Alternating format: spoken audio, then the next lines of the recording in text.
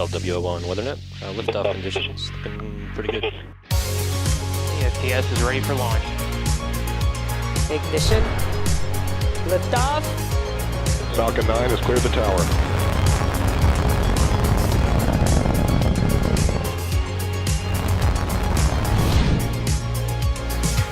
Ten, 9, 8, Side booster ignition. 6, 5, 4, 3, 2, 1.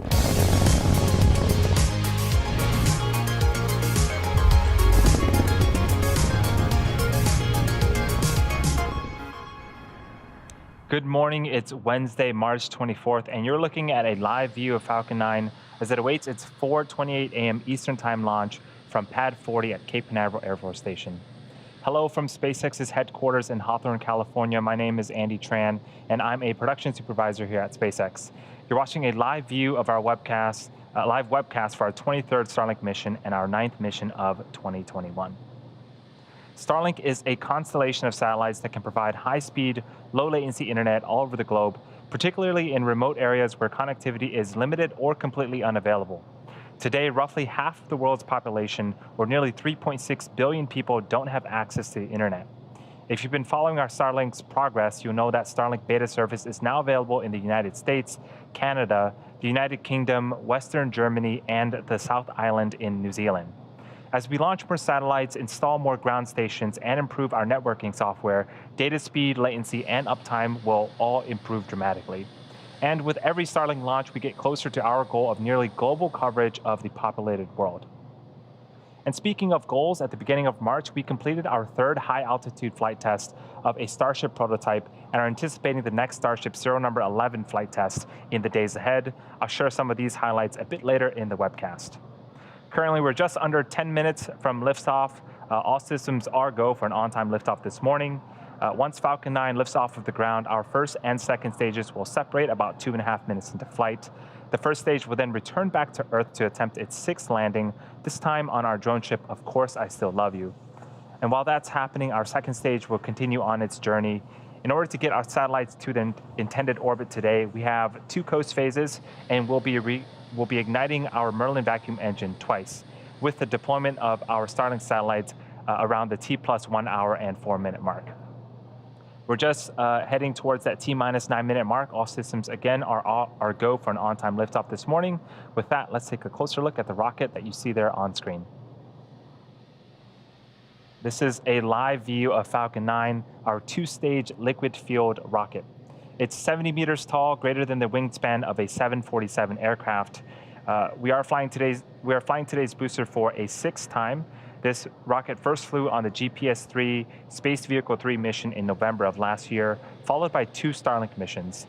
In 2021, it supported the Turksat 5A mission in January and another Starlink mission in February. The bottom 2/3 of the vehicle is the first stage. You can see the soot markings left over from its previous 5 flights. The first stage's job is to accelerate the vehicle through the Earth's atmosphere into space with the help of 9 Merlin engines at the base of the rocket. And as I mentioned earlier, we are going to be attempting to recover the first stage on the drone ship that you see on screen right now. That drone ship is named Of Course I Still Love You, and if we are successful today, this first stage will be returning for the 6th time. And on top of the first stage is the black carbon fiber inner stage. And then on top of that is the Falcon 9 second stage, which has a single Merlin vacuum or MVAC engine. Once the first and second stages separate about 2.5 minutes into the mission, the MVAC engine will ignite and carry the Starlink satellites into an elliptical orbit around the Earth. And at the top of the rocket, you'll notice a large nose cone. That's where the stack of Starlink satellites are safely enclosed. The fairing protects the satellites from aerothermal heating, aerodynamic loads, and contamination during ascent. Once we reach the vacuum of space, we will jettison the fairing halves as the second stage continues its journey into orbit. It will be the second flight for today's fairing, and we're going to be attempting to recover each half again in what we refer to as a wet recovery, which just means that we'll be retrieving each from the water. Falcon 9 has been loading propellant since the T-minus 35 minute mark. We use a rocket-grade kerosene known as RP1 for our fuel and super chilled liquid oxygen, or LOX, as our oxidizer to power Falcon 9. Currently, RP1 and LOX are nearly fully loaded on both stages, and LOX will continue to be topped off right until the final minutes of the countdown. The latest weather report is 90% favorable for liftoff, and weather conditions also look good for booster recovery as well. With that, the vehicle, satellites, weather, and range are all looking good for an on-time liftoff just a few minutes from now. If for some reason we don't launch today, we do have a backup opportunity tomorrow at 4 a.m. Eastern. And for those that have been following SpaceX, you know that it's been an exciting time for the development of our Starship launch system. Our Starship spacecraft and Super Heavy rocket, collectively referred to as Starship, are designed to be a fully reusable transportation system that can carry both crew and cargo to Earth orbit, the Moon, Mars, and beyond. On March 3rd, Starship test vehicle known as serial number 10 completed SpaceX's third high-altitude flight test of a Starship prototype from Starbase in Texas. Similar to the high-altitude flight tests of Starship serial numbers 8 and 9, serial number 10 successfully reached its apogee at 10 kilometers with the help of 3 Raptor engines. It then performed a propellant transition to the internal header tanks, which hold the landing propellant, before reorienting itself for re-entry and a controlled aerodynamic descent. The Raptor engines reignited as the vehicle performed the landing flip maneuver immediately before successfully touching down and landing on the pad. Most of the testing at our Starbase Texas location has been focused on the spacecraft, but the team just finished the first Super Heavy booster that you see on screen right now. Known as Booster 1, this vehicle is a production pathfinder. We'll use it to figure out how to build and transport a 70-meter tall stage. All in all, it's been a great couple of weeks for the Starship teams. These test flights and pathfinders are all about developing a transportation system that can help humanity return to the Moon, travel to Mars, and beyond. We are anticipating serial number 11 to take flight in the days ahead, so be sure to check our social media accounts for updates. We are just under 5 minutes from liftoff, and Falcon 9 is now moving into the final stages of the countdown. We're currently waiting for the Transport Erector, or TE, to retract away from Falcon 9. That is the white painted structure right next to the vehicle. First, the TE clamp arms will open up, and then the Transport Erector will begin to retract away from the rocket slightly, and you just heard the call out that we are beginning that process. At T0, the hydraulics will pull the TE farther away from Falcon 9 as it lifts off. The Transport Erector has a couple of jobs. It provides liquids, gases, electrical connections to the second stage, as well as air conditioning to the payload fairing.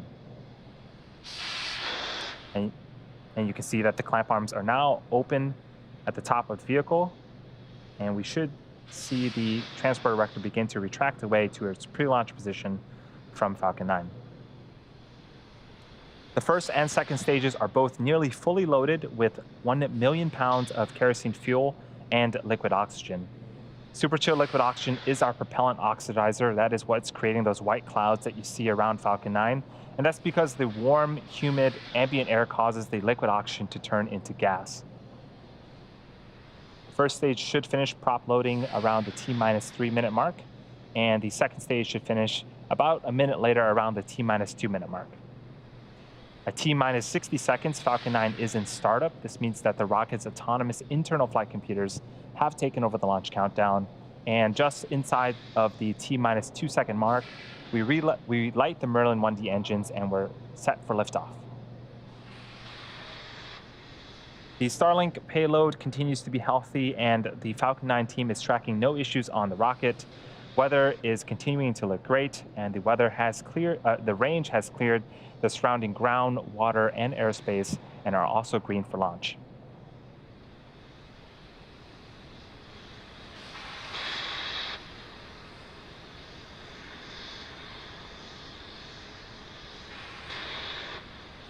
For those of you just joining us, what you're seeing on screen right now is a live view of Falcon 9 at Space Launch Complex 40 in Cape Canaveral, Florida. We're just a few minutes away from liftoff.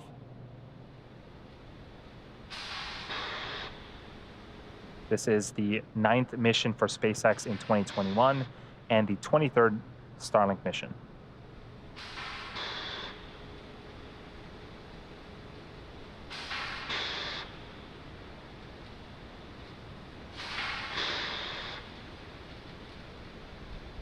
And at this stage, the vehicle should be completing second stage LOX loading. Stage 2 LOX load complete. And there's the call out. That is the last of propellant loading for Falcon 9. We're continuing to see liquid oxygen being vented from the transport erector lines. This is normal and expected for us at this stage in the countdown. Ground gas closeouts.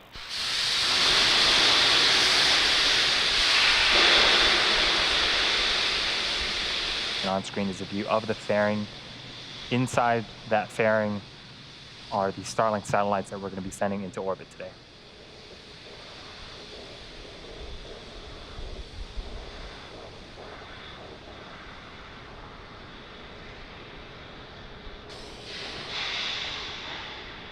Falcon 9's in startup.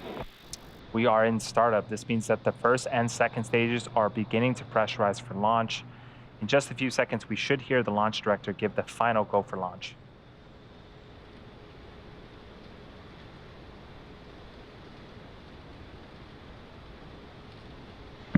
Falcon 9, Starlink LDs go for launch.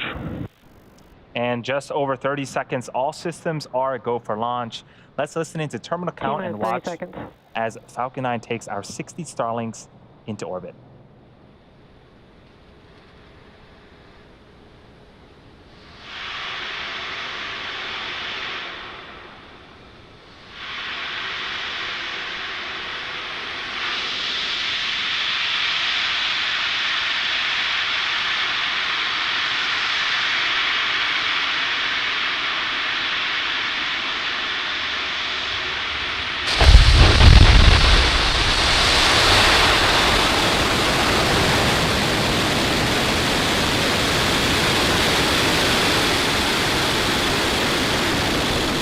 Vehicle is pitching downrange.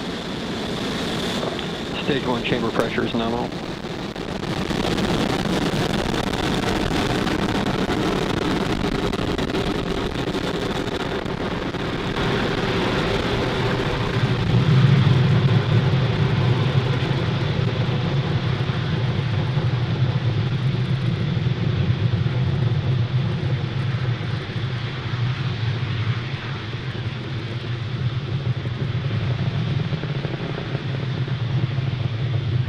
Power into telemetry nominal.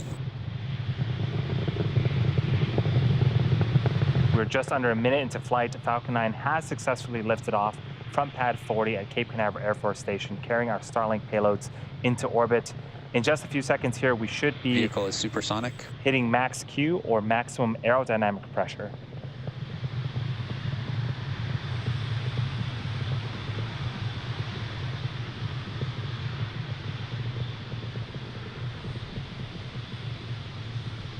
Vehicle is now experiencing maximum aerodynamic pressure. And there's the call up for max Q. In about a minute, we have 3 events happening back to back. First up is main engine cutoff, also known as MECO. This is where all 9 M1D engines shut off to slow the vehicle down in preparation for stage separation. Engine chill has begun. The second event is stage separation. This is where the first and second stage will separate from one another, with the first stage making its way back to Earth for a landing attempt, while the second stage continues its journey with the third event, second engine start 1, also known as SES-1. This is where the single Merlin vacuum engine on the second stage will light up and propel the second stage along with the Starlink satellites into orbit. Again, that is main engine cutoff, followed by stage separation, then second engine start 1. And the first of those events should be happening in about 20 seconds. Both views on screen right now are of the first stage. The left is from the top of the first stage, and the right is a tracking shot from the ground of Falcon 9.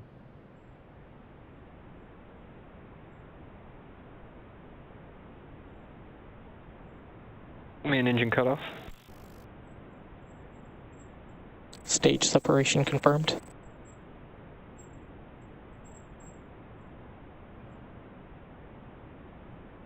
And we had successful main engine cutoff, stage separation, and you can see on the right-hand side of your screen, the engine on the second Both stage has vehicles are successfully following started nominal up. trajectories. Now we're expecting fairing deploy here in a couple of seconds.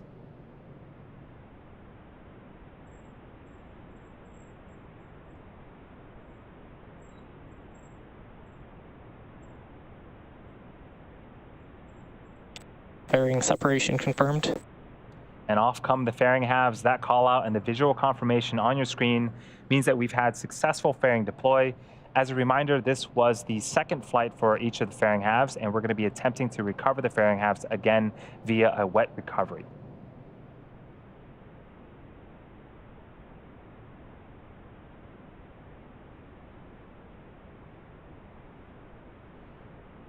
We are at T plus 3 minutes and 50 seconds into flight. On screen is a view of the Merlin Both vacuum vehicles engine. continue to follow nominal trajectories. The Merlin vacuum engine on the second stage glowing red hot. As the second stage heads towards its drop-off orbit, stage 1 will execute 2 burns in order to make its way back to Earth. Acquisition of signal, Bermuda. The first is an entry burn where 3 of the Merlin engines will reignite, and this will help to slow the stage down as it re-enters the upper parts of the atmosphere. The second burn is the landing burn. This is a single engine burn that brings the vehicle speed down rapidly in order to land on the drone ship. We don't currently have views of the first stage right now, but as we approach the landing attempt, hopefully we'll be able to get that view back.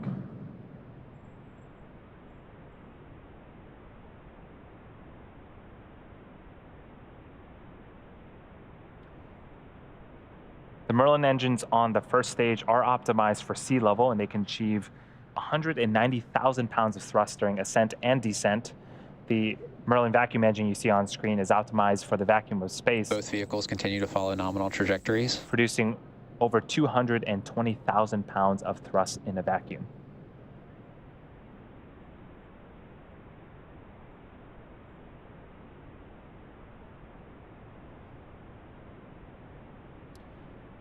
That first stage entry burn, again, that's the first of 2 burns, should be happening around the T plus 6 minute and 20 second mark, about a minute from now.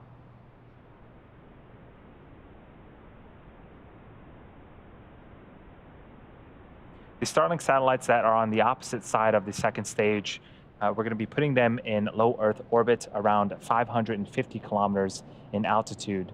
Most satellites are in geostationary orbit at an altitude of about 36,000 kilometers. When satellites are farther away from Earth, the round-trip data time between the user and satellite, also known as latency, is much higher, resulting in poor performance for activities such as video calls and online gaming. The Starlink satellites, however, operate at over 60 times closer to Earth than traditional satellites, resulting in a much lower latency.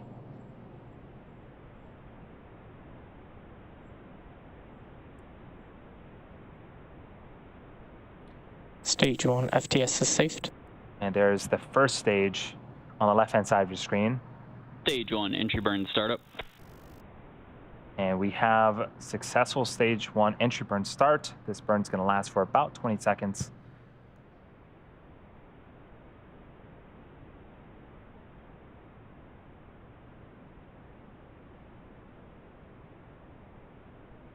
Stage 1 entry burn shutdown. And stage 1 entry burn has completed. During that entry burn, you might have noticed that Both vehicles continue to follow nominal trajectories. 4 hypersonic grid fins have deployed near the top of the first stage. The stage 1 uses nothing but these grid fins for steering as it makes its return back to Earth. They orient the rocket during re-entry and guide the rocket during descent.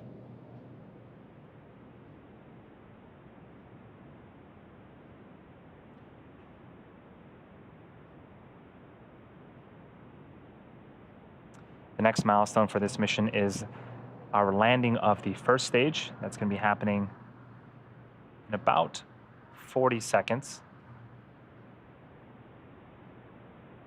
with the entry burn starting around the T plus 8 minute mark.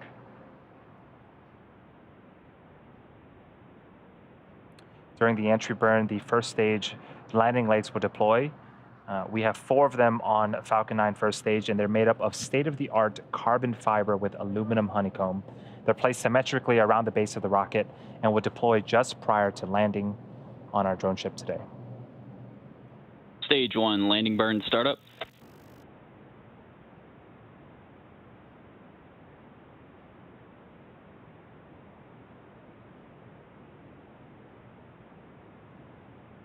there's a view of our drone ship as Falcon 9 approaches.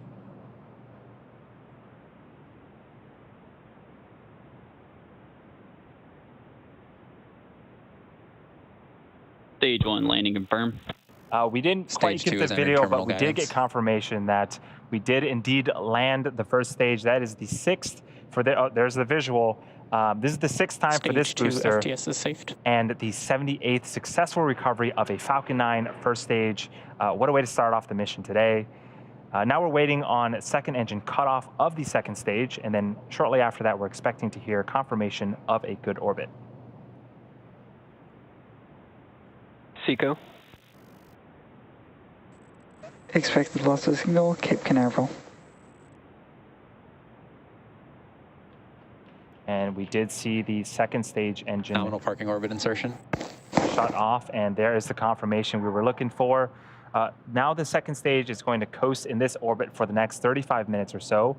We'll leave you with two things: an animation showing you where we're at in this coast phase, and some space tunes.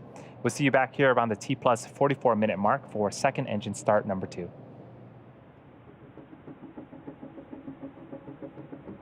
Acquisition of signal, Newfoundland.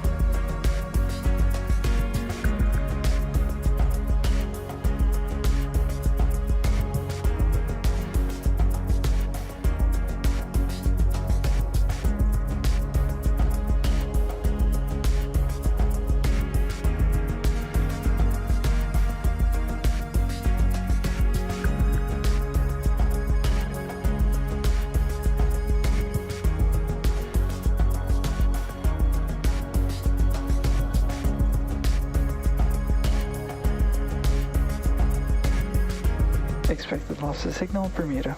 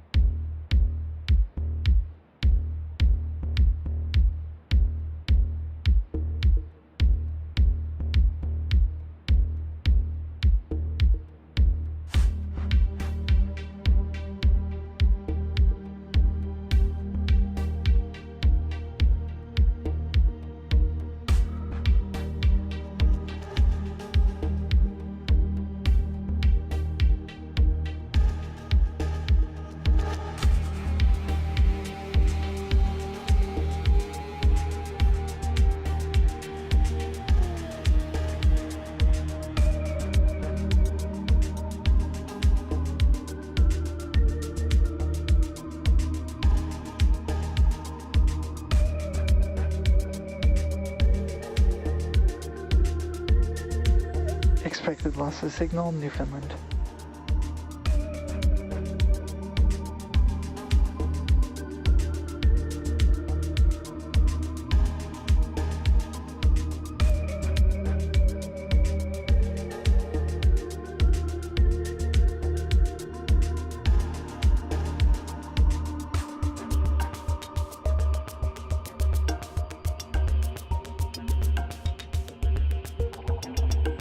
Acquisition of signal, Lagoon Hilly.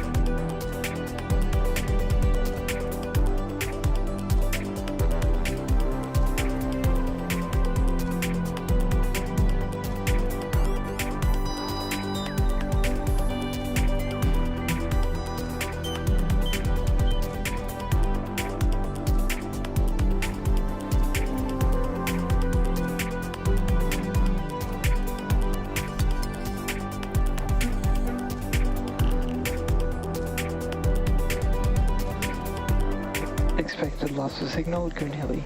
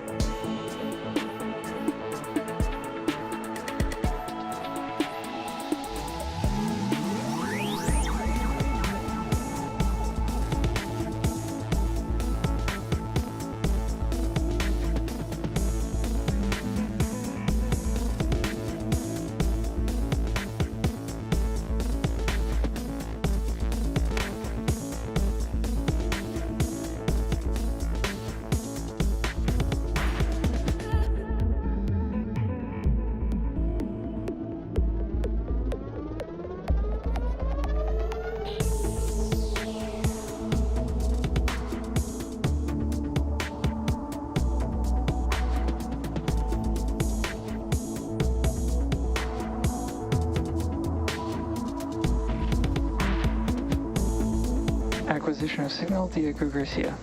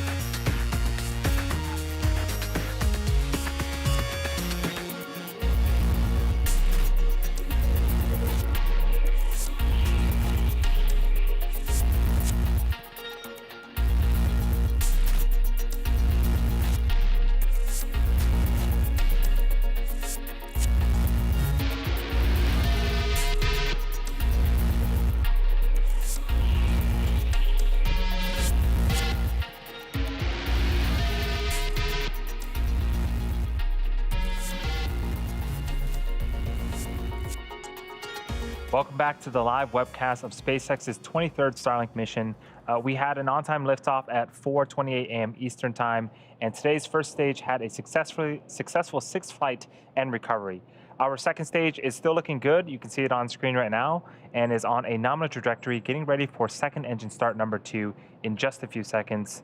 It will be a very short 1-second burn of our MVAC engine.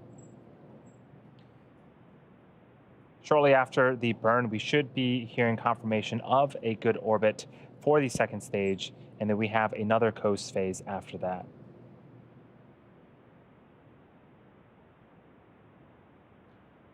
And there's a view of our second stage.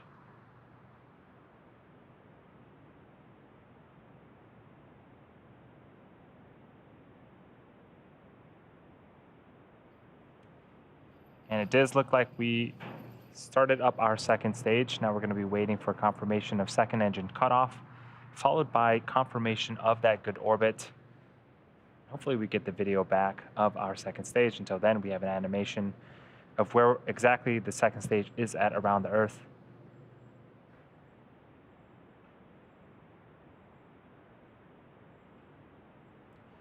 I am getting confirmation that we indeed have a good orbit. We have another coast phase before we deploy our next batch of Starlink satellites into orbit.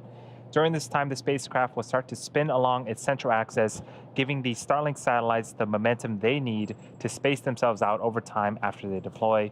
We'll see you back here at T+1 hour and 3 minutes.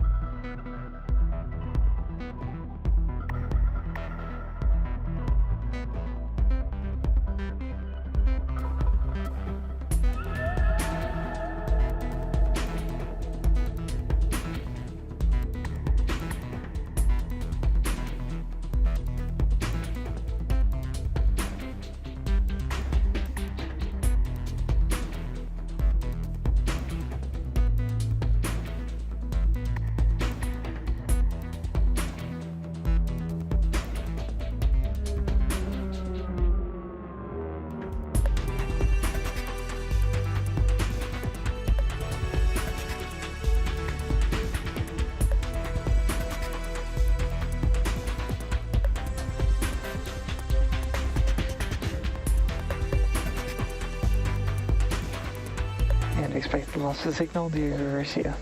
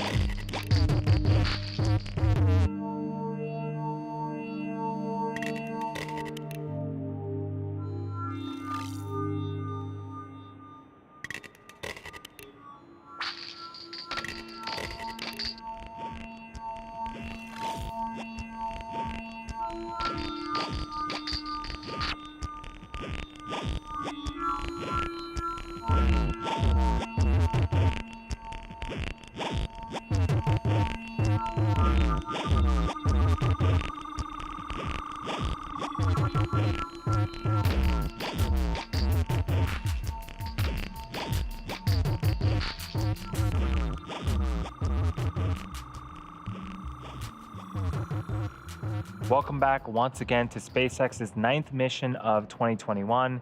If you're just joining us, a quick recap of today's mission.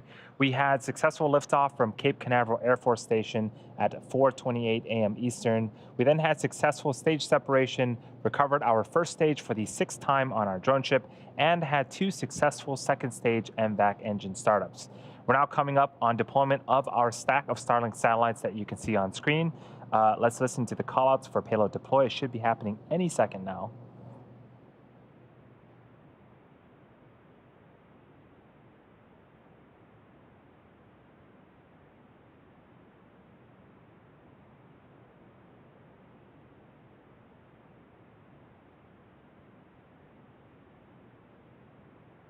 Starlink deploy confirmed. And you can see on screen, you heard the callouts. The satellites are slowly separating from the second stage. Shortly, they will deploy their solar arrays, and over the next few days and weeks, they will distance themselves from each other and use their onboard ion thrusters to make their way to their operational orbit. And that brings our webcast to a close. Thank you to the Range and Federal Aviation Administration for supporting today's mission. And thanks to all of our viewers, as well as all of our customers using our beta service at this time. If you are interested in being part of our beta program, head over to starlink.com and sign up. One last thing to mention before we go. Today marks the 15th anniversary of Falcon 1's first flight, which some of you may recall did not result in a successful flight. But with more than 100 successful flights of Falcon 9 and 78 recoveries of our first stage to date, we've made a lot of progress since then. With that bit of SpaceX history, thank you for joining us and have a great rest of your day.